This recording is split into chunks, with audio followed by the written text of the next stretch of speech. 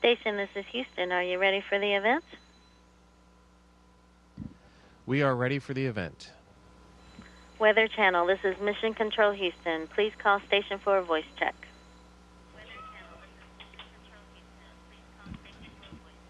Station, this is Weather Channel. How do you hear me? We've got you loud and clear.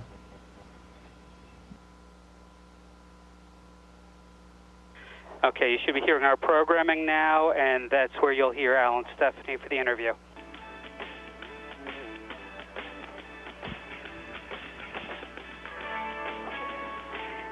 40 minutes past the hour. Welcome back to Wake Up with Al. Good morning, Philadelphia. You got a wet weekend ahead. Keep this in mind if you're planning to head out to the Kensington, Connecticut Sculpture Derby and Festival, known as one of the city's... Good morning, gentlemen. This is Tracy from the Weather Channel. You'll be speaking with Al Roker and Stephanie Abrams in about 30 seconds. Please stand by.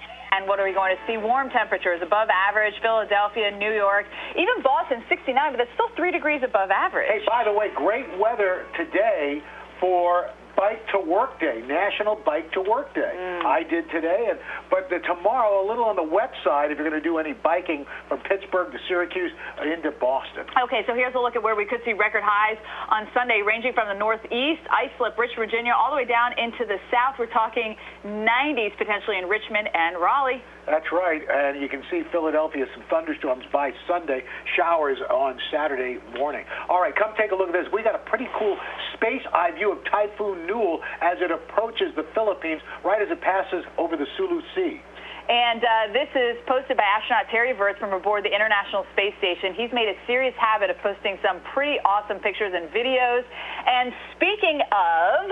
That's right. Speaking of Terry Virts and Scott Kelly, they are our guests. We are so thrilled to have them. They're traveling about 1,700 miles per hour, orbiting the Earth every 92 minutes on the ISS.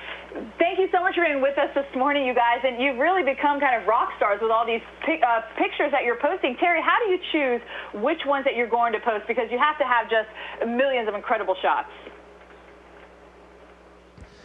Well, good morning, Stephanie and Al and all the listeners on the Weather Channel. It is tough to pick because, like you said, the views from here are pretty spectacular.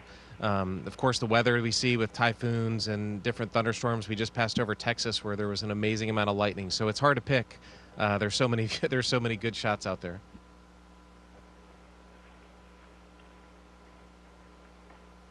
That's right. Scott, you just got up there, and just in time to see Tropical Storm Anna. What was that like, looking at a tropical storm moving onshore? I love that you just drift the mic over. Well, Al, it was pretty spectacular view out the window. You know what I found interesting about that was a tropical storm so early in our season, so it was somewhat surprising to see it. I understand that's not an indication of what kind of tropical systems we'll have for the entire season. I learned that from you guys on the Weather Channel watching it up here the other day, but a pretty spectacular sight nonetheless.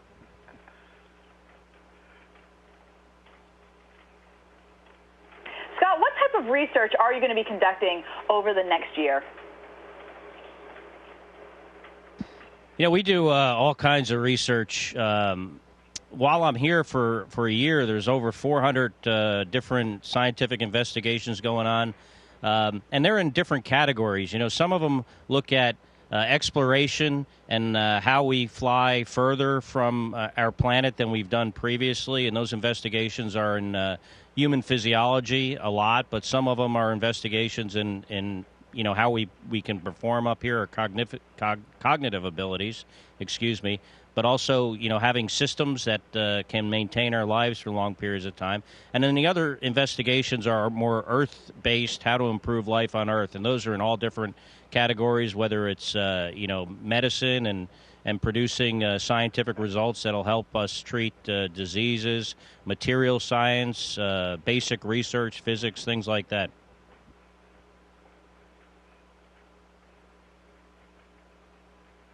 And Terry, your original return date's been extended to June, early June. How come? And when you get on ground, what's the weather you're most looking forward to enjoying?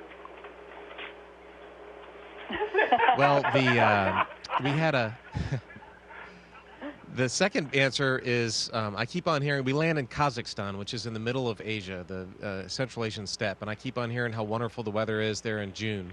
I was there last May, and it was pretty great. So I'm looking forward to the weather when I land. And I think the smells of the desert is something that we don't have that up here. It's been it'll be over 6 months since I last smelled Earth. So that's going to be definitely, I think, an overwhelming experience I'm looking forward to. But our mission got extended because we had a failure recently of a Progress, a Russian cargo ship. And when that happened, the launch of the next crew got extended, so they're going to keep us a little bit longer. Thank you so much. And Scott Kelly, thank you. Bye-bye. What a thrill to talk to them.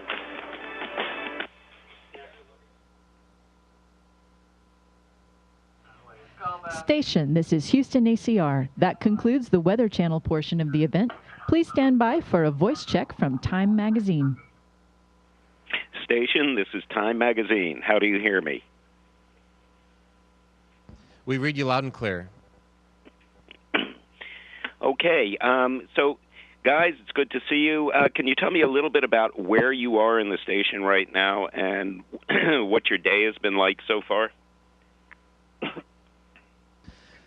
Good morning, Jeff. We are in the airlock right now. This is where we get ready for and do our spacewalks. These are our spacesuits right here. So right now, Scott and I are not planning to do one. I did one on the last part of my mission with Butch Wilmore, and Scott's going to do several here in a few months. But we get the equipment and the spacesuits ready here in that part of the airlock right there. We close the hatch, depress all the air out of it, and go out into space from there.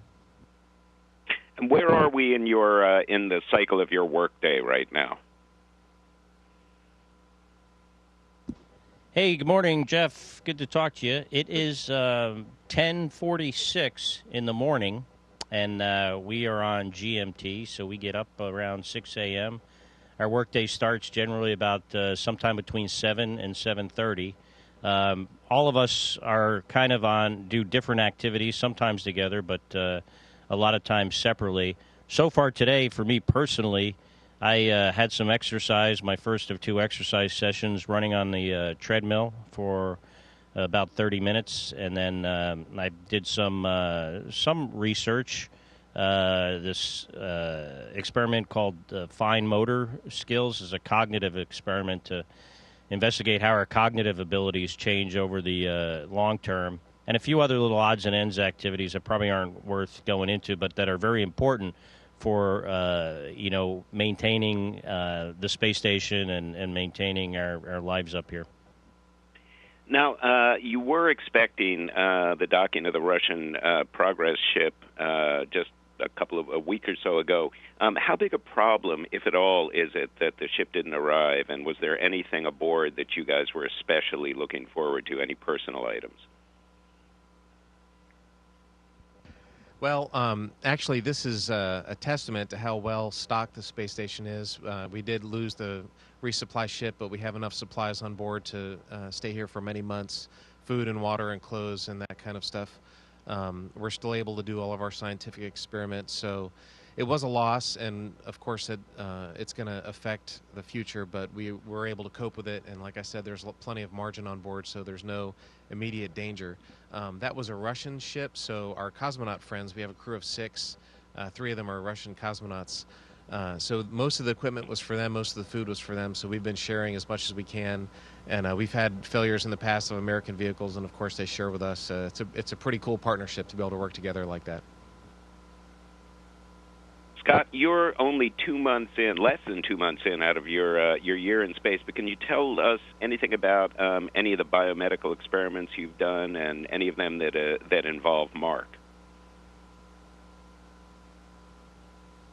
So, there's a lot of research that is involved in my stay up here. Like I was said to the Weather Channel, I don't know if you were listening, over 400 different experiments throughout the period of time here in various disciplines. For me personally, there's the 1-year research, which has a lot of imaging associated with it, ultrasound of various parts of my body, my heart, arteries in my neck and brain and muscles. And some of that is related to the science, or involves the science that's being done with my brother and I, the comparative science, which is in most cases genetic based. So it's samples, blood, urine, other samples that our bodies give off. And I've done those collections twice and done a bunch of the ultrasound tests.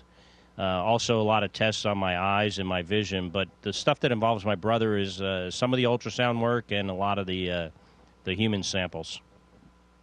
And those don't always sound like fun. So what do you guys do for fun? What's the most enjoyable recreational part of your day?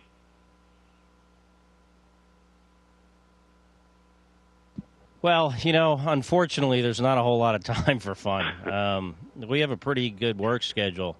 I don't think people realize, how hard we work up here. And we basically work, at least I do, from the time I get up until about an hour or so before I go to sleep. And, these other two guys work harder than I do. So, not a lot of free time for fun. But we have a chance to, watch some movies. You certainly enjoy The View. To read, although I haven't read anything yet book-wise. I need to start that. And, a lot of the time is spent communicating with folks on Earth. And, Terry, how do you recalibrate your emotions when you were just a week or so away from going home, and now the delays mean it'll probably be at least another month or so? Yeah, that's always a tough one for military folks on deployment. Whenever a deployment gets extended at the last minute, that can be tough. The hardest hit people are my family back on Earth. It's really tough on them. For me, I just I'm here. I'm doing my job. It's more of the same. It's only going to be a few more weeks. We'll be back in June, and so I just try not to think about it and just press on with my daily activities and keep on going. The hardest, like I said, I think is for the folks on Earth. Aside from family and friends, what do you guys miss most about Earth? If you think about what's going on down there, is there one particular thing that pops to mind? Weather. We do not have weather up here. It's sunny and low humidity and 75 every day, and so just the sounds and smell of rain or snow or a sunny, warm day, we don't get that. It's an interesting thing, but in a lot of ways, I've forgotten what weather's like, and I've really forgotten what gravity feels like. I'll be reintroduced to that here in a few weeks. Scott, do you and Misha get to see a great deal of each other? Do you get to work together on the one-year experiment? I know there are two different wings of the station, but you guys are both in the one-year study. We do consider ourselves one individual crew, and for a lot of reasons, we have to respond in an emergency together as a unified team. We fly together in the Soyuz.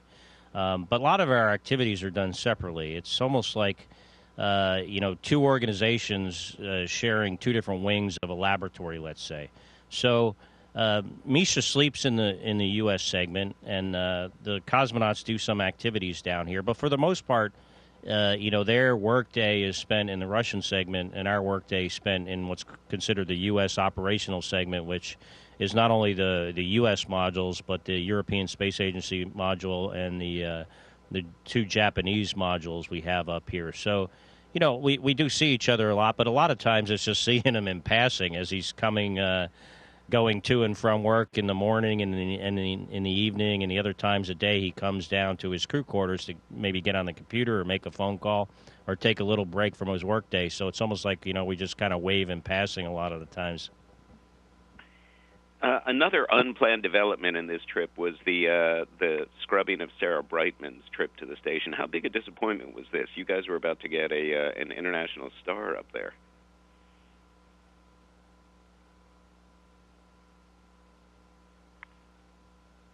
Well, I wouldn't say I was disappointed for me. I was kind of disappointed for her.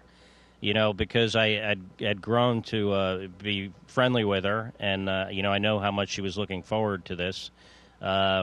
It's great to get visitors up here. You like the people you're flying with, but you also would like to see new faces. And we're not sure who's going to be put in that that seat when the Soyuz launches here in September. Was the original plan, but whoever it is, we will welcome them just as much as we would welcome Sarah Brightman. So, on one hand, it's I'm sorry that she's not going to make it and fulfill her dream of flying in space, but on the other hand, someone else will, and that's a great thing for them. Terry, are there any additional projects you've picked up, given that you're going to be there for another month, or is the workload such that you never have to worry about busying yourself? Well, yes, for sure. Like Scott was saying earlier, workday is pretty much all day, every day. But I think we're in this phase now. We used to be in what we call the assembly phase of station, then we're in utilization.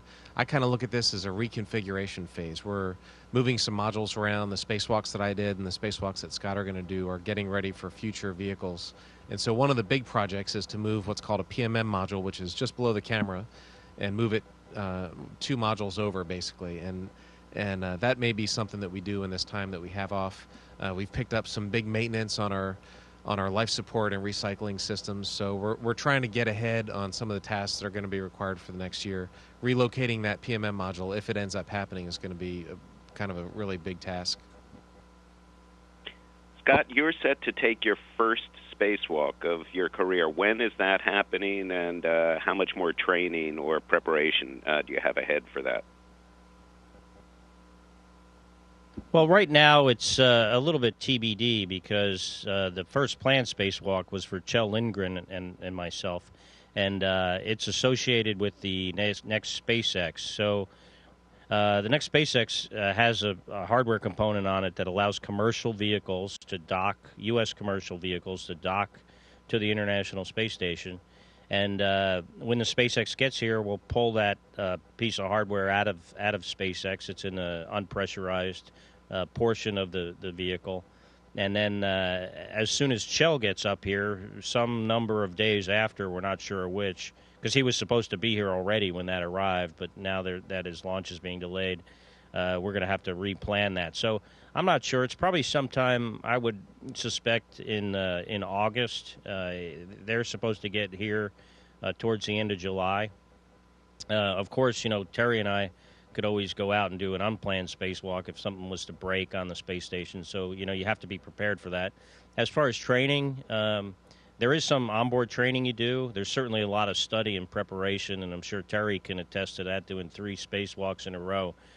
So training never stops. We do onboard training. You train for this your whole life, and then you continue to train, and it's, you almost think maybe when you get home you'll still be doing training because, you're in such a habit of doing it.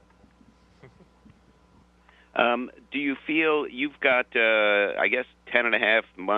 months and a week? How are you pacing yourself? Does that feel like a long haul, or are you sort of getting fully in the rhythm? It's one thing I think about every single day is that, I fortunately I had the experience of being up here previously. And I think most people that have been here for 6 months can tell you that a year is a very long time to live here, where you can't leave, a very closed environment, a very heavy workload. And so I think about it all the time. Like I said earlier, I work from basically the time I get up until right before I go to sleep. So me pacing myself is, one of the most critical things I do, because I need to have the same ability and energy and focus and attention to detail at the end of this mission that I do right now.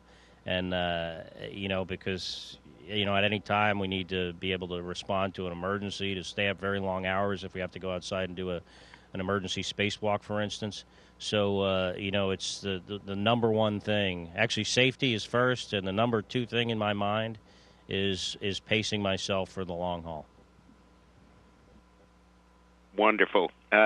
Gentlemen, thank you so much for giving us this time this morning, and fly safely and come home to us soon. Thanks, Jeff. Good talking to you this morning. Good talking to you. Station, this is Houston ACR. Thank you. That concludes the event.